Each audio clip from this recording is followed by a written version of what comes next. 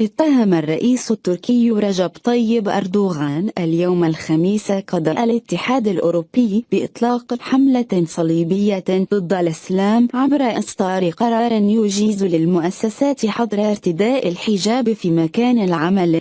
وتساءل أردوغان في خطاب: أين هي الحرية الدينية؟ من اتخذ هذا القرار؟ إنها محكمة عدل الاتحاد الأوروبي. وقال الرئيس التركي: أيها الإخوة، لقد أطلقوا حملة صليبية ضد الهلال أوذلكلف في أوج الأزمة الدبلوماسية مع أوروبا. إذا أعجبك الفيديو لا تنسى الإعجاب والتعليق،